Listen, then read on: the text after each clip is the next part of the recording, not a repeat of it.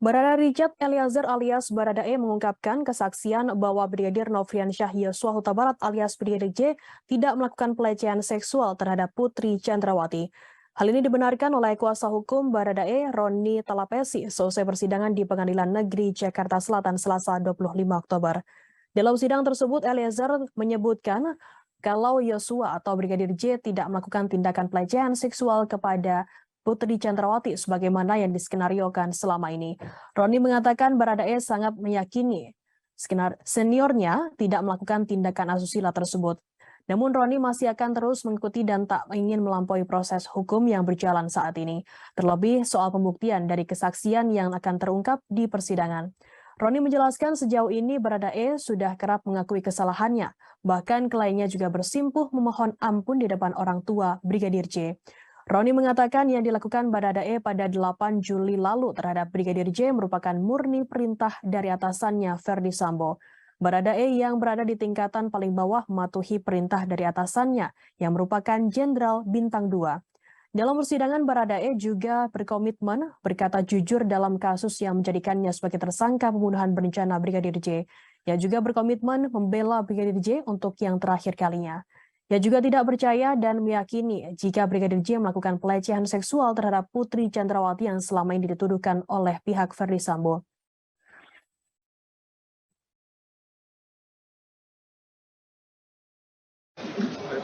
Bang, HP bang.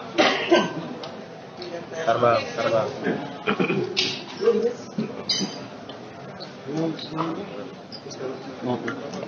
Yuk rambutnya pirang.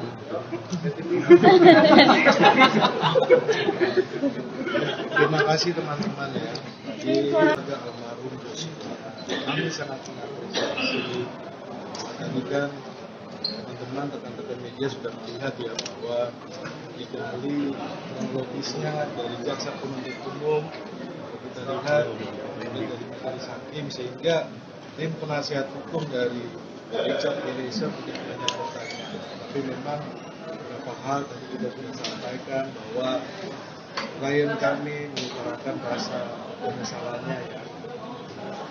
Minta maafnya kepada keluarga korban, semoga ini bisa diterima.